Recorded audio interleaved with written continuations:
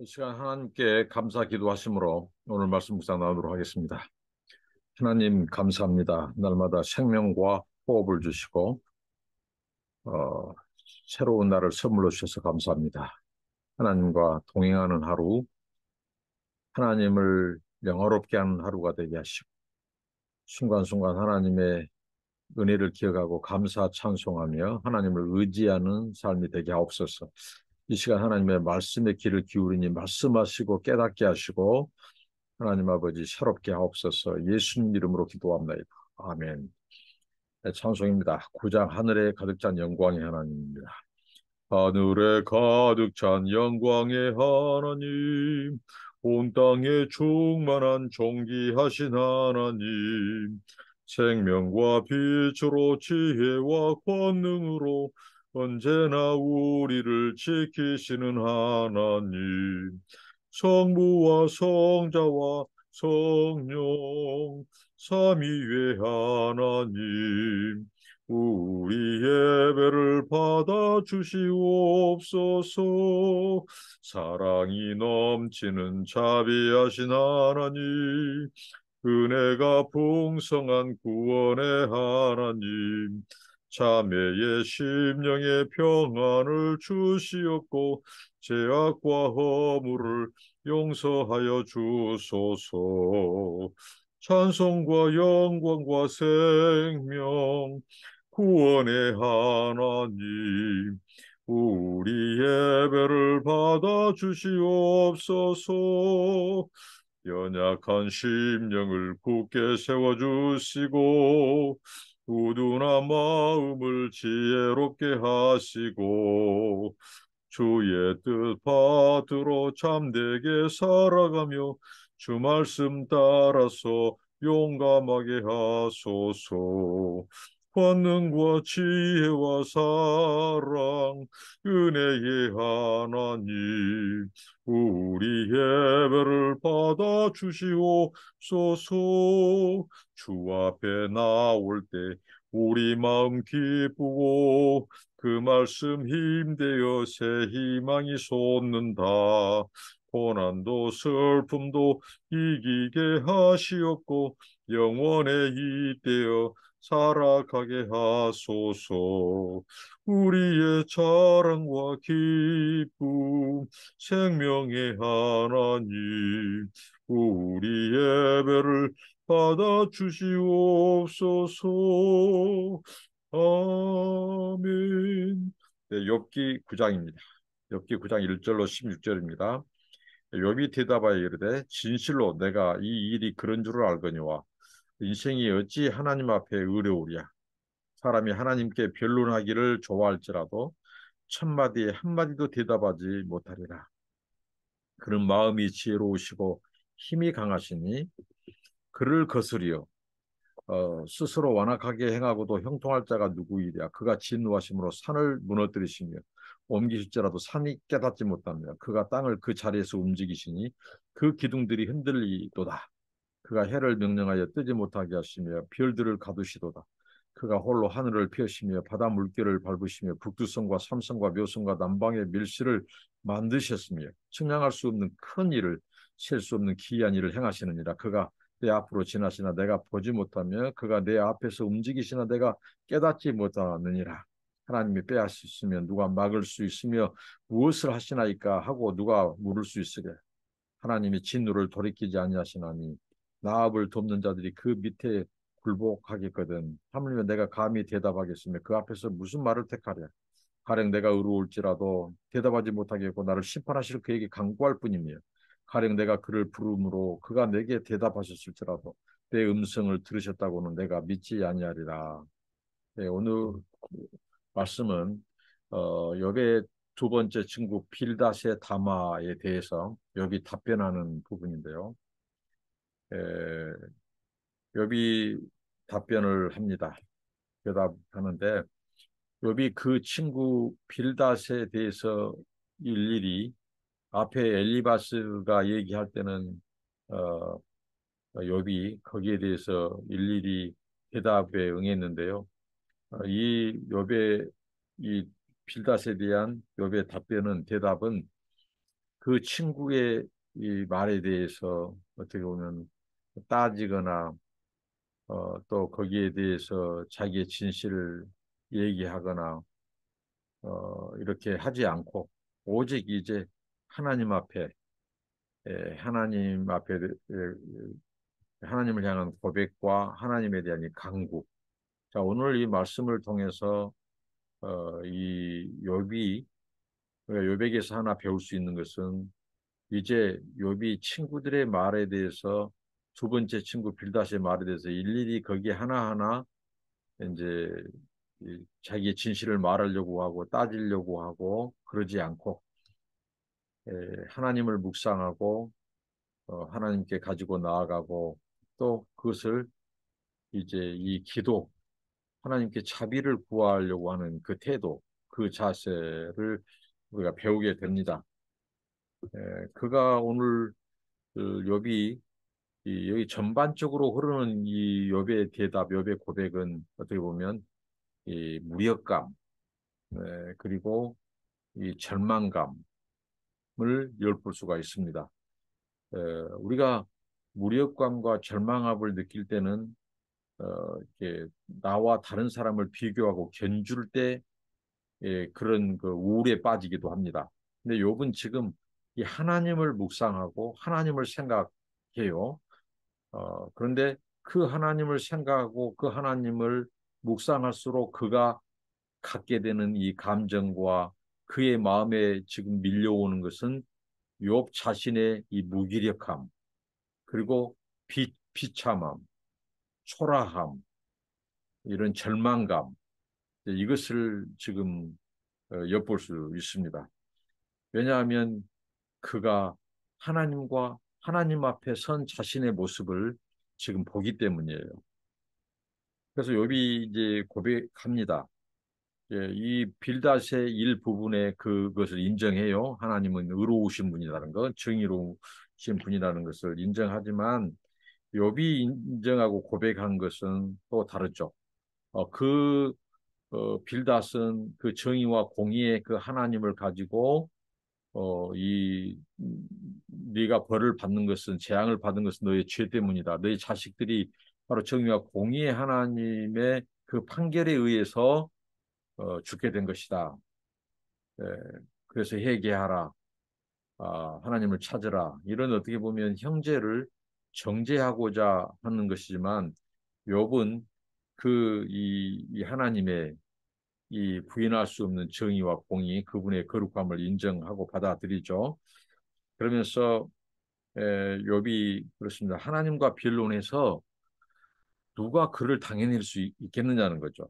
하나님이 천마디 하시면 자기는 우리 인생들은 한마디도 못 한다는 거예요. 한마디도 거기에 답변할 인생이 누가 있겠는가 이것입니다.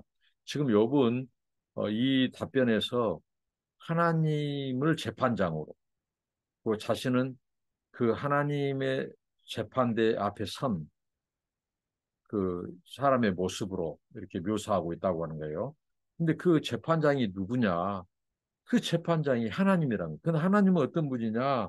여기 보면 그분은 지혜로우시고 지혜의 하나님 그리고 강하신 하나님에게 하나님은 이 신적인 능력, 이 파괴하는 능력, 전능하신 하나님이죠. 그러니까 그분의 지혜를 당해낼 자가 없고 그분의 능력을 당해낼 자가 없어요. 왜냐하면 그분은 창조주시라는 거예요. 그 하나님은 창조자시고 그 창조를 하실 뿐만 아니라 그 창조 세계를 통치하시는 능력을 가지신 분이에요. 그래서 그분이 어떻게 해요? 진노하심으로 산을 무너뜨리고 산을 옮기기도 하실 능력을 가지신 분이고 그가 땅을 자리에서 움직이시니 기둥이 흔들리고 하나님께서 어떤 주권을 가지냐 해도 멈추게 하실 분이시고 별들도 가두시는 분이고 이렇게 하나님은 측량할 수 없는 큰 일을 행하신 분이고 능력의 하나님 기이한 일을 행하신 분이다 이거예요. 근데 그 하나님이 자신을 법정에 세웠다는 거죠. 하나님이 재판하시기에 그 의로우시고 그 정의로우시고 또 능력의 하나님께서 지혜의 하나님께서 이 욥을 재판장에 세우고 자기는 그 하나님의 재판 내 앞에 섰다고 하는 그래서 찾아오는 그 무력감, 그 절망하고 또 절망한다고 하는 거죠. 어, 그러면서 이 하나님이 빼앗으시면 누가 막고, 어? 누가 하나님 앞에 하나님이 물으시면 답을 할 수 있고 또 하나님 앞에 물을 수 있는 자가 있냐는 거죠. 그 하나님이 의로우시고 능력이 하나님이시고 지혜의 하나님인데 누가 그분의 물음에 천마디 물을지라도 누가 제대로 답이나 할 수 있냐 이거죠. 그만큼 우리 인생은 죄인들이고 무능력하고 비참한 존재라는 거예요. 하나님 앞에. 자신이 지금 그 하나님 앞에 자신의 초라한 모습을 절망합니다. 에, 그러면서 내가 어떻게 감히 하나님께 대답할 수 있겠는가? 내가 의로울지라도 하나님 앞에 대답할 수가 없다는 거죠. 그 하나님은 심판자이시고 재판장이시고 그 지혜, 그 능력, 그 주권을 가지신 하나님 앞에 에, 자신은 할 말이 없, 말을 잃어버린다는 거예요. 대답할 수가 없다는 거죠. 그만큼 그 정의롭고 공의로우신 하나님 앞에 자신의 그 연약함과 또 죄인됨, 또 무능력, 무기력. 그러니까 자기는 지금 자기의 고난의 출처가 하나님이라고 생각해요.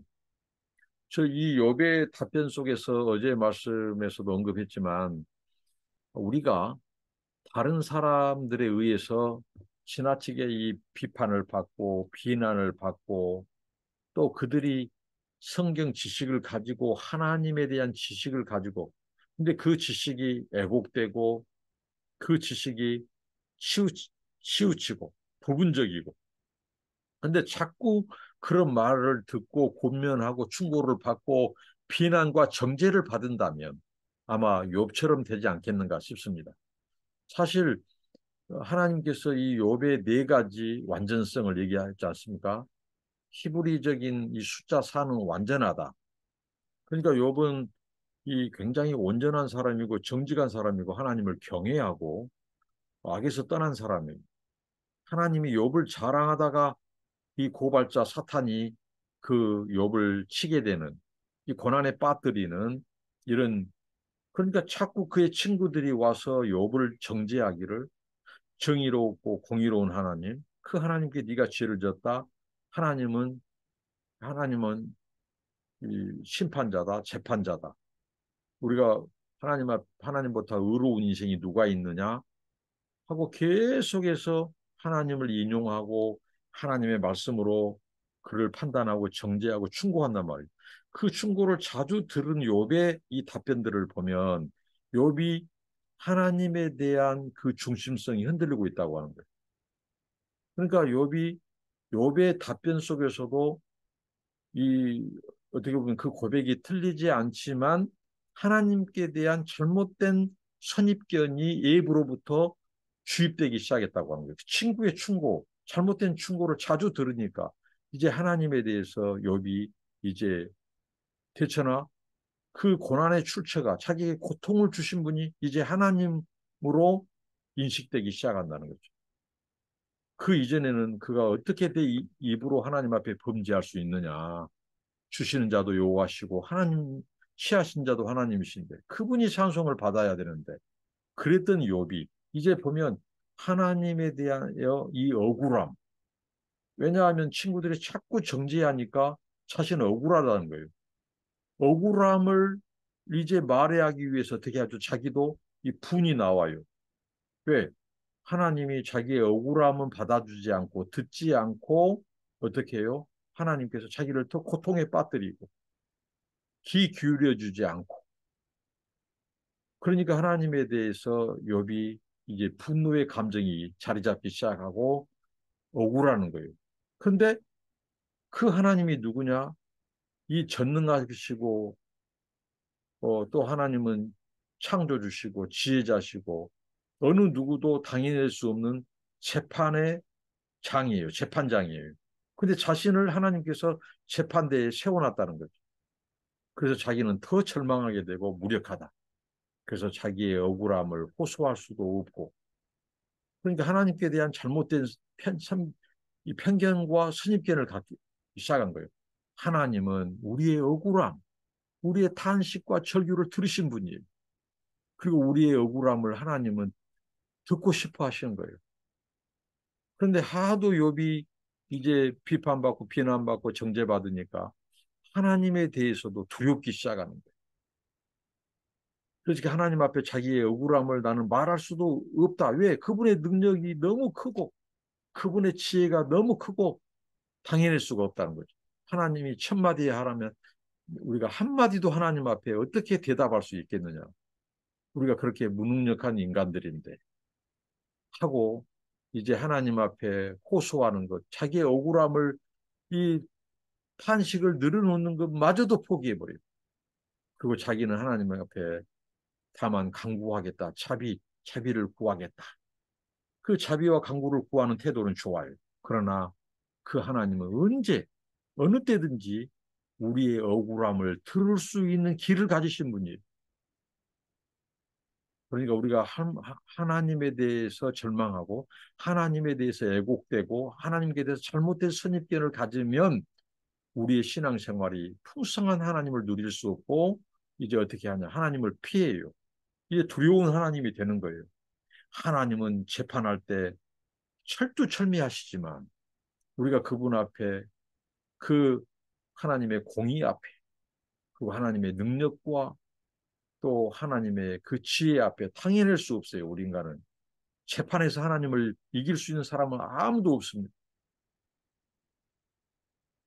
그렇지만 이 욥은 어떻게 보면 하나님이 인정할 만큼 그런 삶을 산 사람이에요. 그렇기 때문에 자기가 이, 이 억울함, 어떻게 보면 하나님 앞에 하나님 내가 이렇게 하나님을 섬겼는데 이렇게 내게 고통이 웬 말입니까 하고 억울함을 호소할 수 있어요. 하나님 앞에. 근데 억울함마저도 호소할 수 없는 절망과 무력감에 빠진 것은 그가 이제 불신의 말들을 하게 하는 거예요.